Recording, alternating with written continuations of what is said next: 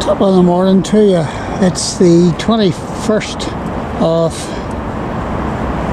January. It's Tuesday and it's coming up to 12:30, and I'm down at the Lagan where all the bridges cross over, and I don't know the names of all these bridges, and that's the Lagan heading down to Victoria Channel, where the cruise ships come in way down in under the bridge. So I'm just doing a sweep round, and there's is that a buoy or light buoy? I don't know. Is that, and that's the big fish, which people like getting selfies taken at. And Belfast's quite small, so you know, there's the Albert clock that I have videoed before. We call it our leaning Tower of Pisa, because it wasn't perpendicular; it was leaning. And this is Custom House, and in behind that is Custom House Square, where they run gigs and such like. And this that I'm standing on is the bridge over the Lagan. It's a pedestrian bridge, but this is called the Lagan Lookout. And this bridge and all the bits and pieces that are attached to it regulate the fresh water of the Lagan coming down with the seawater that's coming in. And you don't want, in flooded times, you don't want problems with that. So sometimes this can be closed off, and this is called the Lagan Lookout, as far as I know. So the flow of water down the Lagan can be regulated. How it's done, I'm not quite sure. But this is a favourite walking start-off point for lots of people who work in Belfast. I find it difficult to walk now because I've already had a hip replacement on my left hip 5 years ago, and now I'm told I need a hip replacement on my right hip. So 5 years ago it was a wee bit easier. Oh, I forgot to mention, there's the doll with the ball statue there. I don't know if you can just see her. I don't know where the ball is going. At least that's the nickname given to her. And of course there's one of Harland Wolff cranes. So you're never far away from Belfast city centre. So I was saying I'm finding it hard to walk, and I am.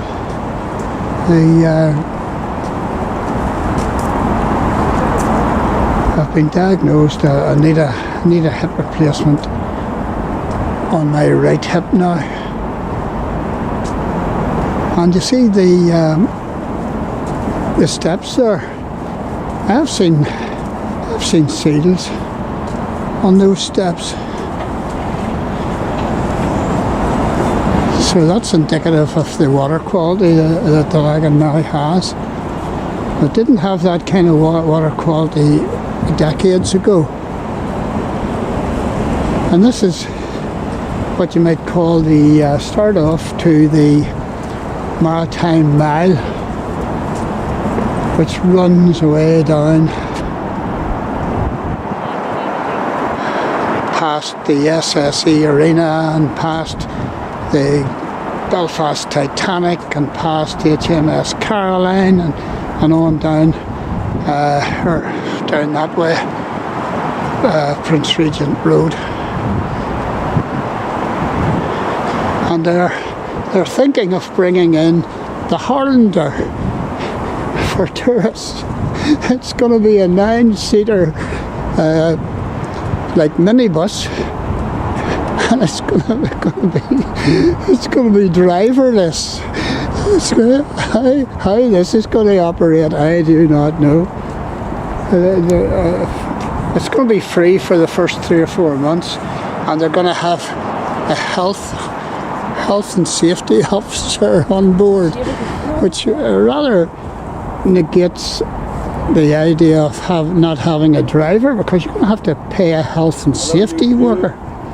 So that's hilarious. I don't know whether I'll ever get on board, because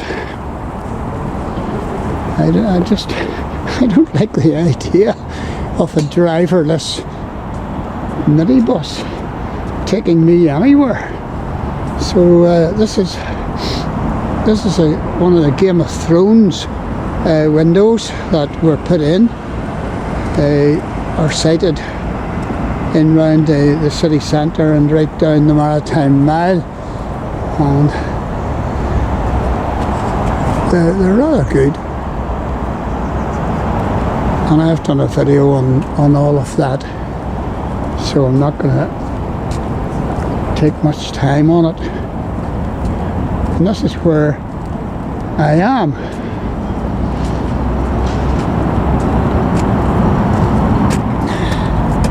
And it says you are here.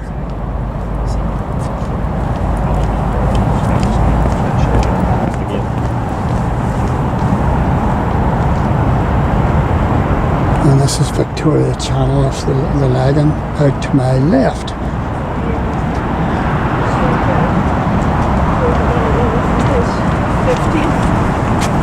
There's a whole series of these Lagan or Game of Thrones windows.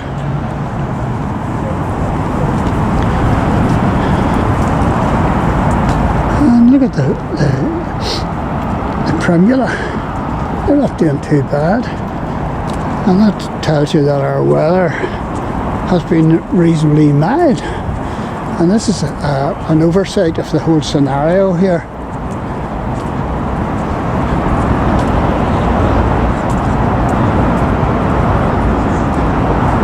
There's the cranes, there's Belfast Met, there's the Titanic Hotel Belfast, Titanic Studios, HMS Caroline, the Great Light, Titanic Belfast, and unfortunately in this green spot they have built massive apartments which dwarf the Nomadic and dwarf the Titanic Exhibition Centre. Why they have done this, I don't know. There's the remains of the Serato Works. There's the big fish I was pointing out. There's Sailor Town on the other side, the remains of Sailor Town on the other side. There's St Clair Seamen's Church, which is open on a Wednesday.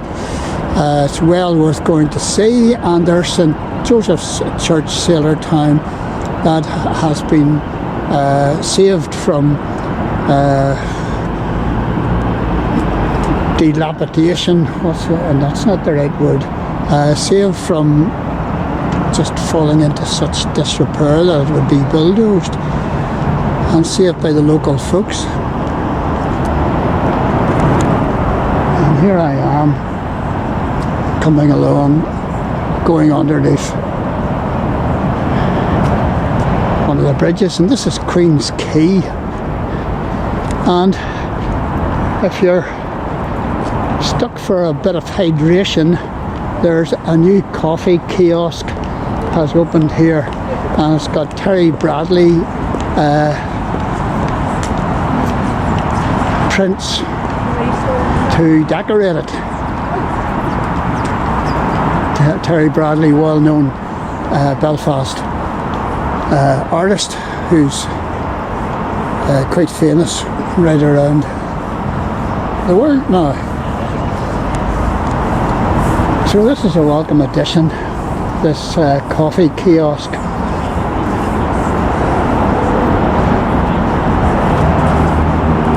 This is Honour and Hope by Terry Bradley. Oh, that's good, quite a bit of business here.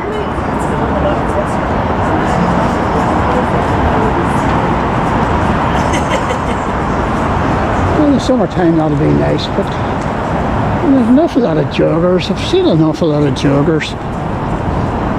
Good for them. Wish I could jog.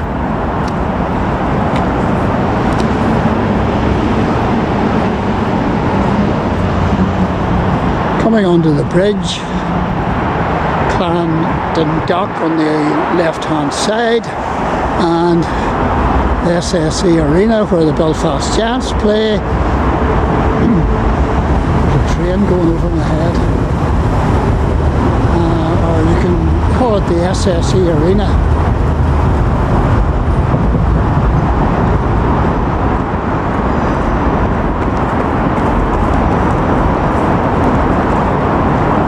This is where the tall ships moor up whenever they come to Belfast.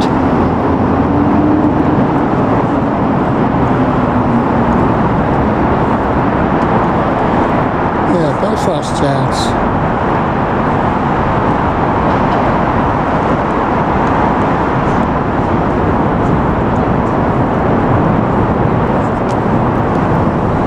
So this is the Maritime Mile.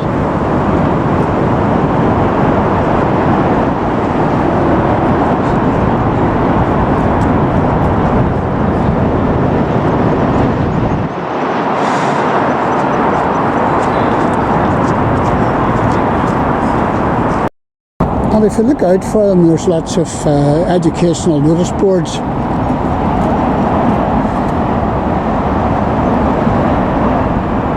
Of the way things were. Totally changed. And then there's all these circles. And there's what where the ships were tied up. So that's original.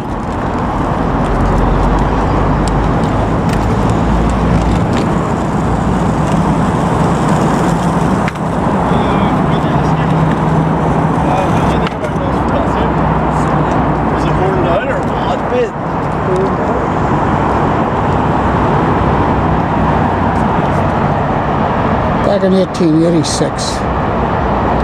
And you can see that all the ships are tall ships flying up and down the Lagan.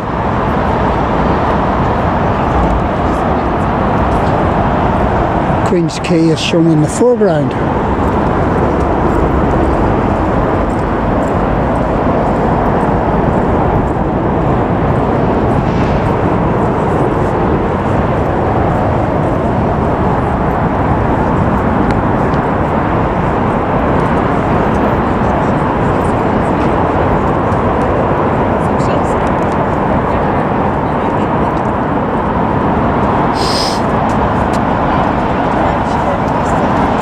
HMS Belfast, built by Harland and Wolff.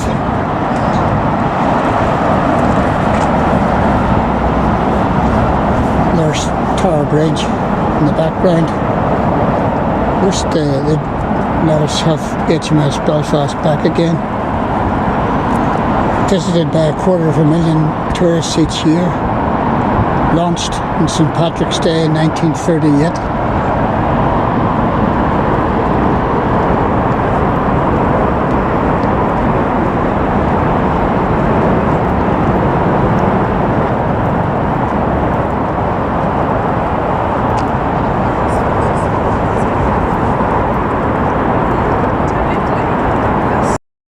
Now this is the M3, or the M3 road that they built, linking the M2, which heads out north of Belfast. And whenever they built it, they virtually wrecked Sailortown, which was in at the back of those new buildings.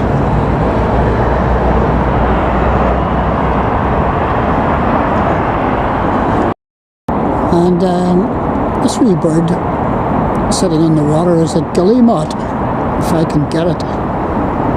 Black and white. I can't see it. It's out here somewhere.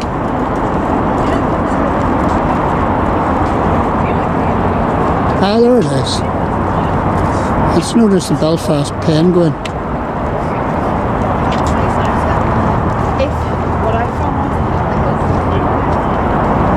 Lord Perry, Chairman Harden Wolf back in 1910, Alexander Montgomery Carlyle and Thomas Andrews Jr., Managing Director and Chief Designer of the Titanic, and he most certainly was lost on the Titanic.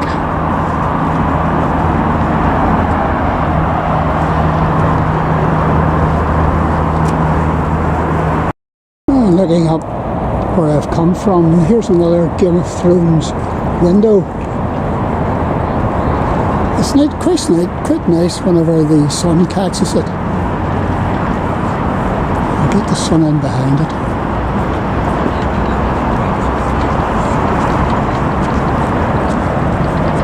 Glass of Thrones.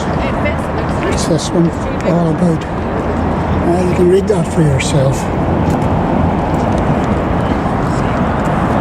And this is the place for companies to come to. This is AC Hotels, just recently built about 3 years ago. And UTV moved in here some while ago. And sometimes they do presentations from the roof.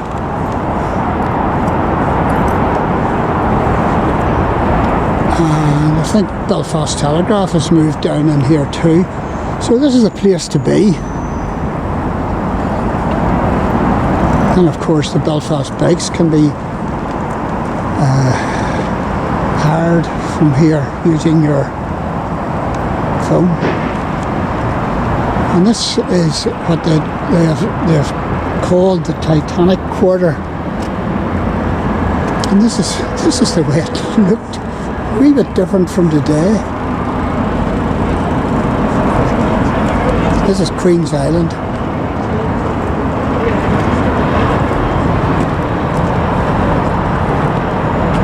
That's all gone.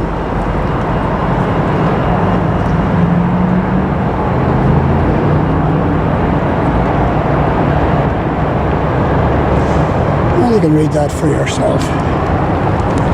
All gone. All our shipbuilding ability dead and gone. Harlan Wolf surviving just about.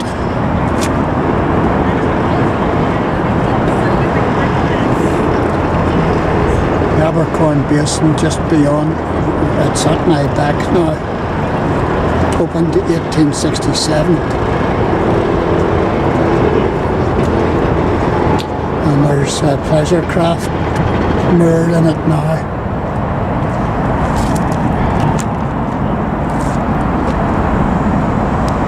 There's my old bike sitting up.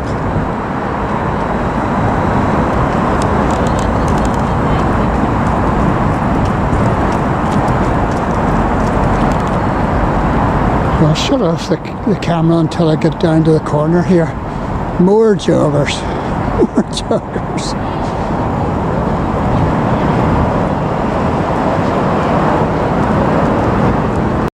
And there's another nod to the past. Board of Directors of Belfast Rope Works Company. Belfast at one time was the leading rope supplier to the world. Of course, everything's all gone. Everything's gone as regards traditional industry, and it's the way off to cheapest chips, Southeast Asia, and successive UK governments, Tory or Liberal or Labour, have allowed this to happen, and it's just absolutely shocking.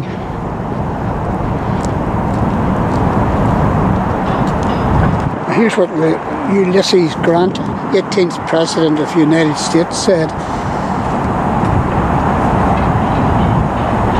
There are no more thrifty, self-reliant and contented people in Europe today than the people of the north of Ireland, 1879. And he was visiting his ancestral home at Ballygawley, County Tyrone. Because I think it's 29 of the American presidents could claim ancestry from Northern Ireland. And as you're coming down towards the Abercorn Basin, where the boats are all moored up, the yachts, and this is the sound garden or whatever, and if you stand underneath these at a sound yard, then it makes a sound of the shipyard. I'll maybe do that for you. But I want to video the cormorant. And a cormorant wouldn't be here if there wasn't fish about. So again, that tells you something about the water quality. There he is. We'll take a dive in a minute. There he goes.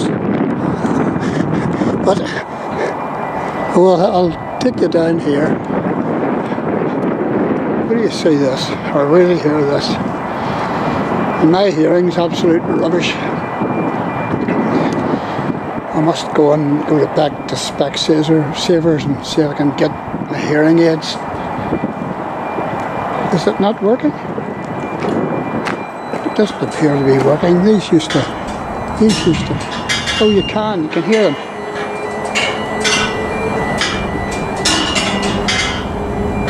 There you are. A lot of foreign tourists even mid-January. But look at what we've got here. Look at what's going up. And from this point, you used to be able to see the Titanic exhibition centre. And look at it now. So I'm looking at the boats. And that's really, I haven't been down here for ages. This is the Vantage.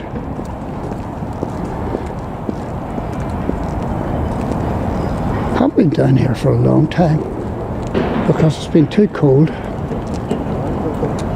And next door to it is the Princess.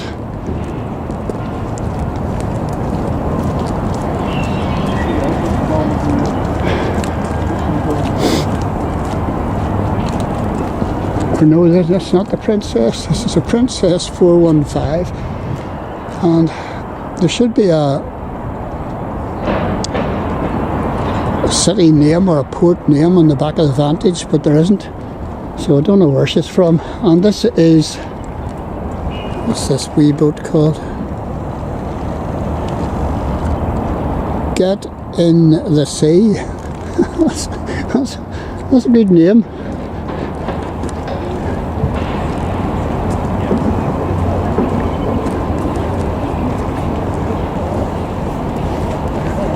Oh, bouncing about here.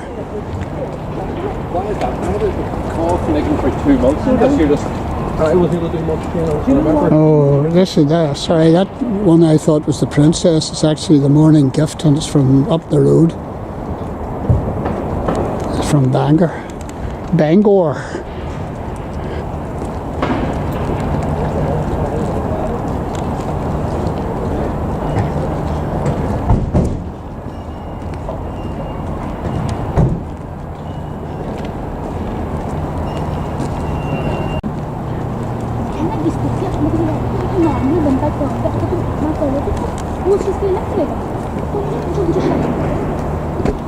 I'm not going to go any further because I'm knackered.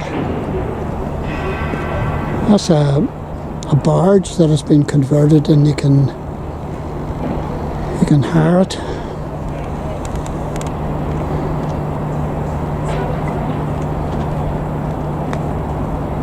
And I've videoed most of the boats here before.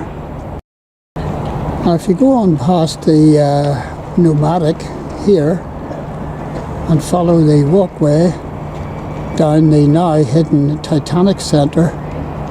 You can go on down to see the Belfast Light, and you can see the HMS Caroline, and you can look out right onto the harbour mouth, and that's where I go down and watch the cruise ships coming in.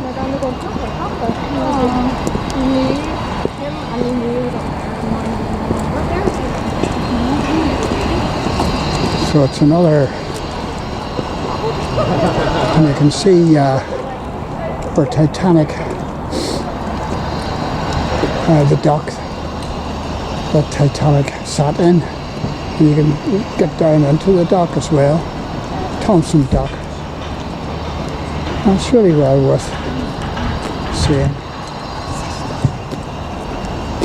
if you're interested in history. So I've walked enough here, my legs are getting sore.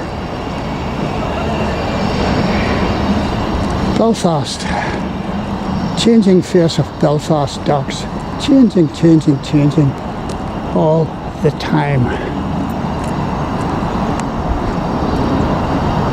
And people 100 years ago wouldn't recognise this place.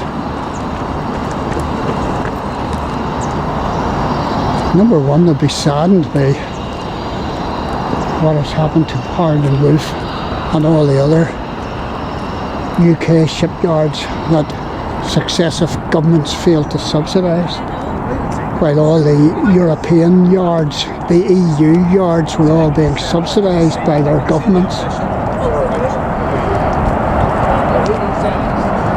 And basically this is a place for tourists now. They would be disappointed to see that no work is being carried out here, hardly at all. So, what will the future hold? Who knows?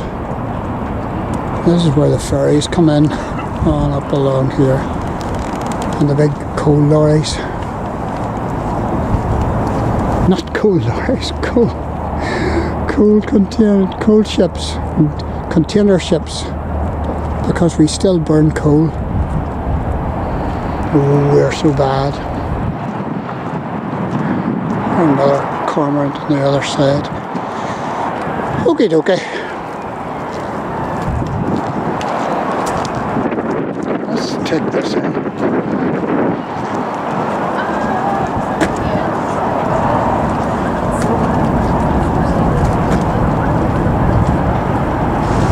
It says here, C.S. Lewis' grandfather owned a small shipyard in Belfast called Lewis and McIlwain. Here's some of the poignant pictures from all those years ago. So there you go.